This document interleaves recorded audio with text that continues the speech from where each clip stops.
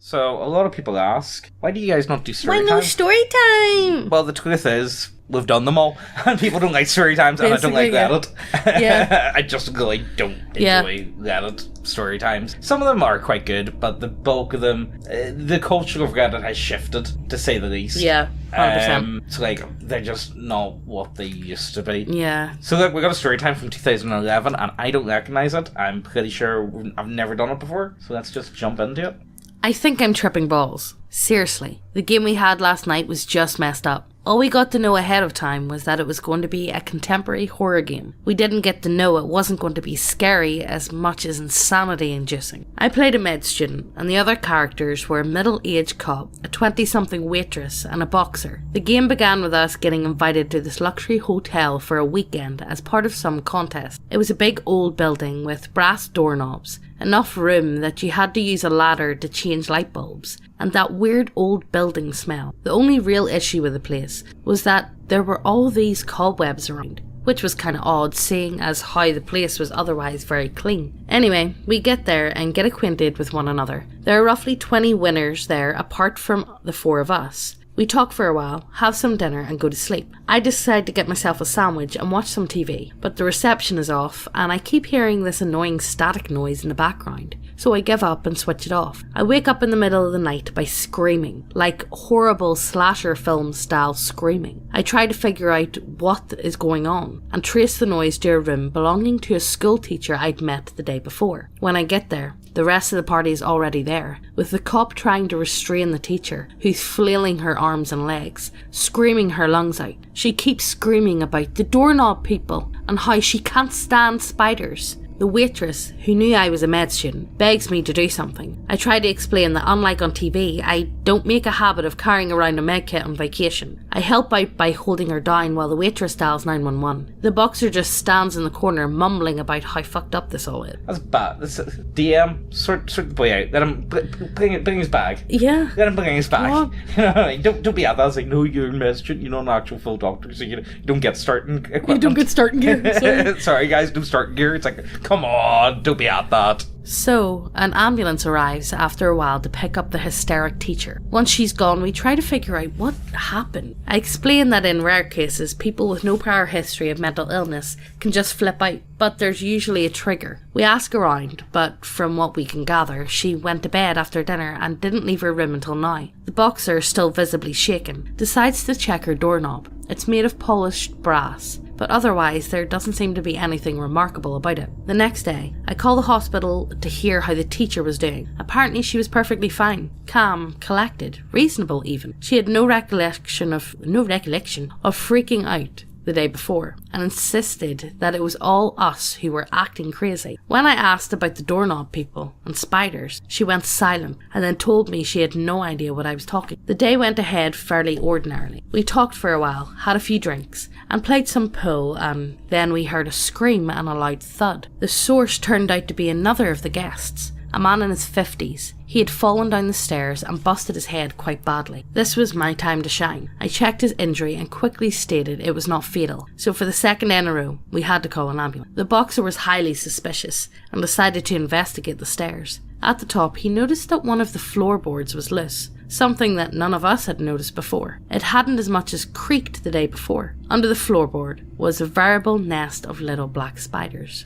So now we're really starting to realise some serious shit is going down. Being genre savvy enough to understand that when a lady goes crazy and starts ranting about doorknobs and spiders, and another dude suddenly happens to get injured by a spider net, it's probably not a coincidence. The 4 of us decide to investigate further, sticking together in the hopes that it will keep us safer from whatever is happening with it. We quickly decide the first order of business will be to check out the cobweb. I remember seeing some in the game room, so we head over there. The waitress walks in front, and she's the one who opens the door to the game room. As she does, she feels a weird sensation, almost like tiny legs from the doorknob. When she looks down, she sees nothing but her own reflection in the smooth, polished brass.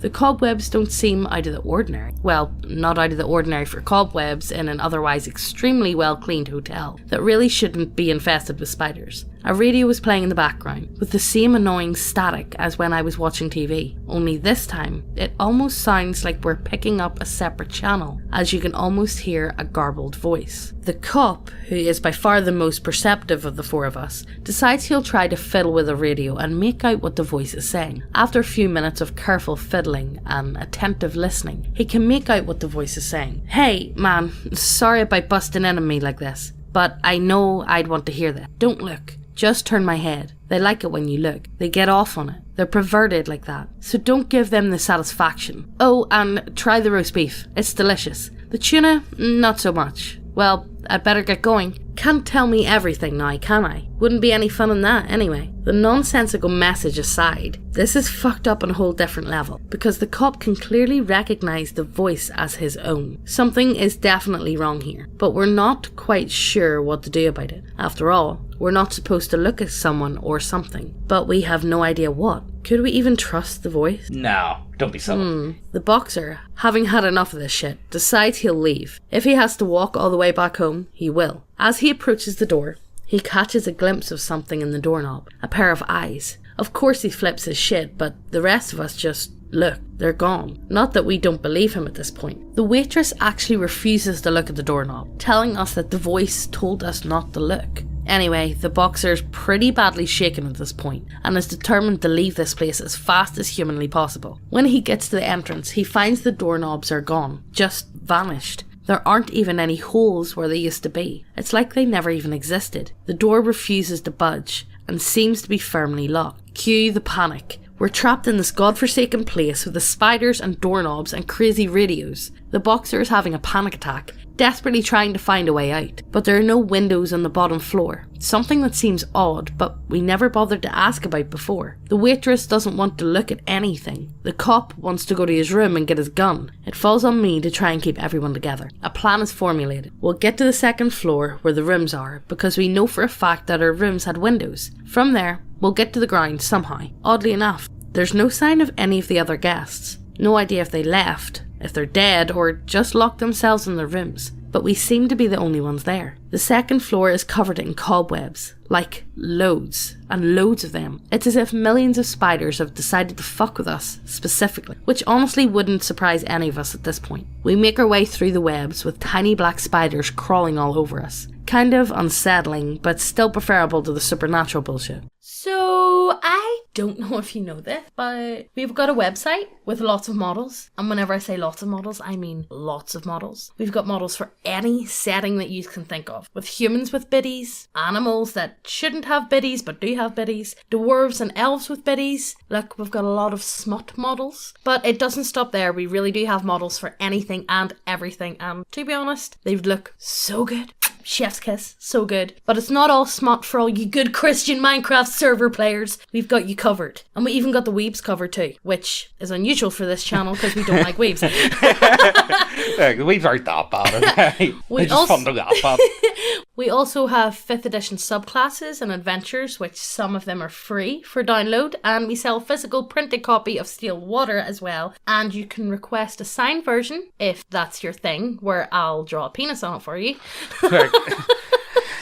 If you want us to sign a couple of decks, we'll give you decks, okay, guys? That's what anyway, you want. If you enjoy what we do here, go ahead and check out the website. It helps us out so much, and we don't need to worry about our YouTube overlord striking down another one of our channels. Our website is also now available as an app on Android. Also, and the winner of the daily giveaway is this guy! Yay! Woo! Look, anyway, in for a chance to win, all you gotta do is like, subscribe, leave a comment down below, automatically entered in.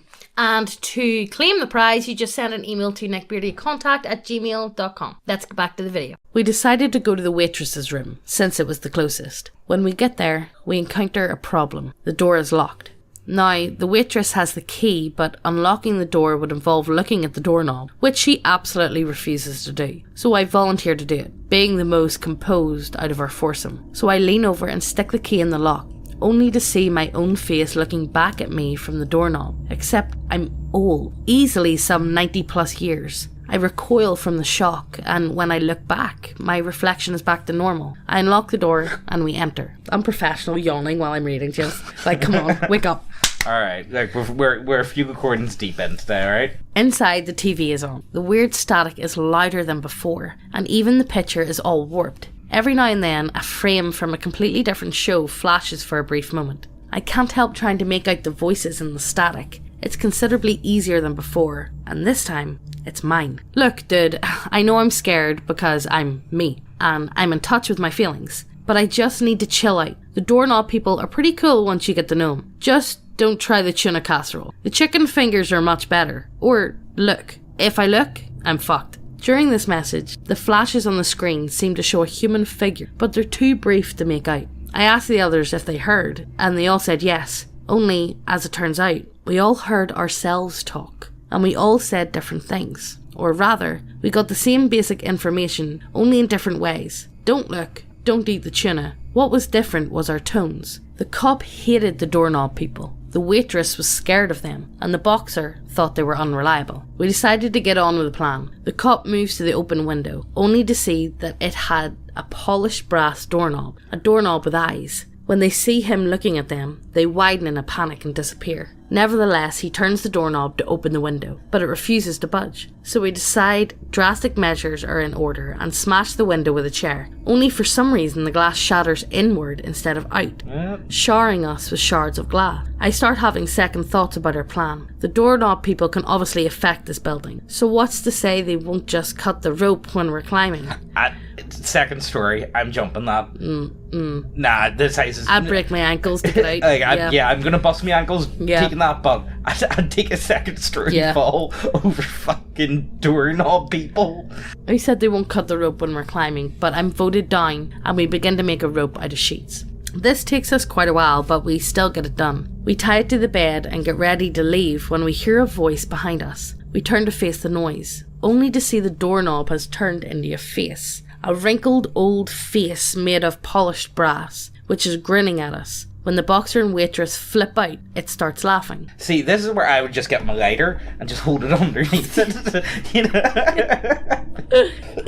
Yeah, I got you fucker. With a weird popping noise, the face detaches itself from the door, leaving behind a regular old doorknob. 3 more doorknob people do the same thing. The doorknob people are basically these old brass heads on long spider legs. Imagine a doorknob mixed with an old man, mixed with the spider from It, and you pretty much have it. A fight ensues with the boxer beating on the doorknob people with his fists. Imagine hitting brass, mate, like that's gonna hurt. That's gonna bust your hand up pretty bad. The cop swinging the chair around, and me and the waitress throwing whatever heavy objects are around at them. The doorknob people attack by spitting spiderwebs at us, but don't seem to attack in any other way. Not that they would be able to do much anyway. Maybe gum us. What do you mean, gum us? I don't know. Oh man, gum job. Oh, I get it. Gum job. Please stop it. Gum job, gum job, gum job. I'm hit by a web blast and I'm completely disabled. The doorknob people begin pulling on the threads, dragging me toward them. Unfortunately for me, the others dispatch them before they can pull me in completely. The sheet rope plan is quickly abandoned, as it would take way too long and more doorknob people might show up at any moment. Instead, we burst out into the hallway and can hear the popping sound of more doorknob people arriving behind us. Luckily for us, they don't give chase, instead stopping by the door as we run away. The boxer suggests we might be able to ask our weird radio selves for help. The problem is, we need to get a radio or TV while staying away from any doorknob. At first we try the empty rooms, but none of the TVs seem to work. We're also under constant assault by doorknob people who are spawning all over the place, but never move far from the doorknobs they came from. We decide to try the game room where the cop first hurt himself. Avoiding the doorknob people is easier said than done when you're stuck in a narrow hallway filled with doors. Nevertheless, we managed to push through, with the cop having armed himself with a fire axe. References. What was that from? I don't know. I'm not sure. And Is it like Kudo or something? I don't know. I don't think there was. I don't know. Never mind. Keep going. And chopping spider legs left and right. Eventually, we reach the game room. I know fine rightly the comments are going to be screeching at us because of that fucking reference. Sorry guys. Nerds. It's obviously evidence. Eventually, we reach the game room, where the radio is already on. The static is powerful enough that we can easily make out our own voices now, and just like the last time, we get roughly the same message, only with slight differences. I was still maintaining a friendly attitude to the door people. Look, I can't be holding my hand all the goddamn time. I already told myself the doorknob people are cool guys. I just need to give them a chance. All they want is to show me their place. I see the doorknob people the doorknob people love decorating. They redecorate places all the time, but they live in doorknobs, so they can't really enjoy the place themselves. That's where I come in. They want me to enjoy the crib they made. The cop was told basically the same story, only he claimed they wanted to invite us so they could watch us and fap furiously. Wait, the waitress wouldn't say why they wanted us to come, just that we shouldn't go. And the boxer just thought the whole thing was a pain in the ass. I mean, what can they really do? You just give them a good kick. Kick and brass. Yeah, but like, if you got shoes on, you'd be fine. Yeah.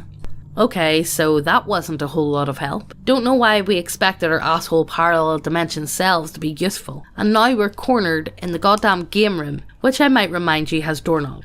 And when you know it, a metric fuck ton of doorknobs people have showed up, grinning their shit-eating grins. We do our best to fight them off, but there are just too many of them. The waitress and me are the first to fall. We're covered in webs and slowly dragged towards the door. The cop manages to cut my threads with his axe, but the waitress is dragged, kicking and screaming, into the fucking doorknob. Into the doorknob? Wait, is this like Alice in Which Wonderland? just kind of swallows her. Oh, so it's like an Alice in Wonderland sort of... Eventually, the same happens to me, and everything turns brass. By which I mean I sort of blacked out, only I brassed out.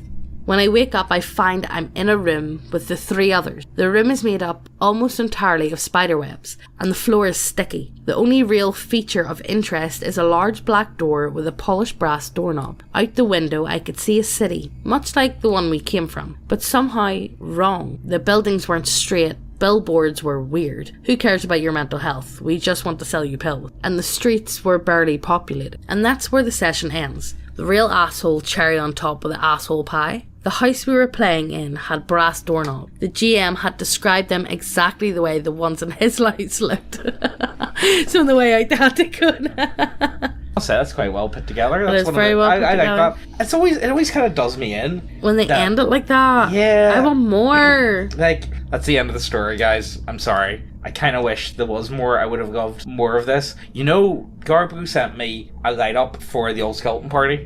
He sent me, like, how it finished. Like, it's like a quick thing. So I think we might do it. I think we should. Like, you know, because a lot of people asked about it. Yeah. But the problem with the old skeleton party was... They spent too long in thingy. In Taliab, I think. Taliab, and it yeah. just slowed down the storyline. And then a lot of people just, like, stopped listening to it after a while. Which is a bit of a shame, because I thought it was It was a really good story. But it just kind of got stuck because, again, Garbu was like not from session by session, where instead of, I think he should have cut down on some of it. And like just amalgamated like bits together to make it a shorter stay, but wrote that it was quite long. Yeah, well, he sent me it, so I think we'll do it sometime in the near future. Yeah, we will. You know, I think it'll be worth going into. It feels weird doing a story time. It feels so long. So fucking long. Since we've done one. You know, I hope you guys enjoyed this, because I enjoy them and I would like to do more of them. However, for the past like 2 years, maybe no story times. There hasn't been any story time. And anytime there is a story time, you don't finish them. Well, people just don't seem to be as into them. Plus, the writers actually don't finish them. Yeah, that's true. There's a lot of people that just kind of like... The perfect story time, I think, are like half-hour ones to an hour ones. The what? The half an hour to an hour long story times. I think they're perfect, because you get a good introduction. You get a good fulfilling story, I feel like. But once you start doing like part 5, 6, 7, 8, part 20, a lot of people just don't stick about. You know what I mean? And it just teepers off and, you know, getting to the end, you know. Yeah. I feel like no one's really happy with it, you know what I mean? But look, I want to hear what you guys have to say about it. Did you guys enjoy this one? If you're still watching, please let us know. If this does well, I want to do more. There's a story time that I came across that Megan's never read. It was a text-to-speech one, but I think it's one of my favourite ones. And a lot of people have kind of forgotten about it. I've never seen it like referenced or at all. So I think I would like to do it again, because I thought it was a really good story anyway. Yeah. But you know, let us know what you think, and we'll do that. Is there anything else we need to talk about? Models, website, Our other channel. Other if you wanna channel. See that? Our text-to-speech channel, which does do long story format, actually. Yes. It's got the Valhallans on a But we're not on it. Yeah, it's text-to-speech. So It's text to speech. So if you want to just listen to the long story format, Text-to-speech. text to speech, there you go. I have also been looking at some other voices for the text-to-speech channel and going more into AI voiceovers, but people seem to be happy with the voice. I know people I'm are like- used to the voice. And I feel like if I changed up the voice, It mightn't click with their brain as well, because I find that yeah, it's it's weird to describe, but it doesn't click with your brain to what you're reading. I don't know, it might be too much of a change. Yeah, it So could I be. don't know, but I have been playing about with AI voices, and they're actually very good. Yeah. There's so much. See, whenever I first started doing text speech, the quality has it's completely changed. Yeah. The technology. Yeah. But anyway, look, I hope you guys enjoyed this one. Check out all the links down below, all that jazz, and we'll see you next time. Bye.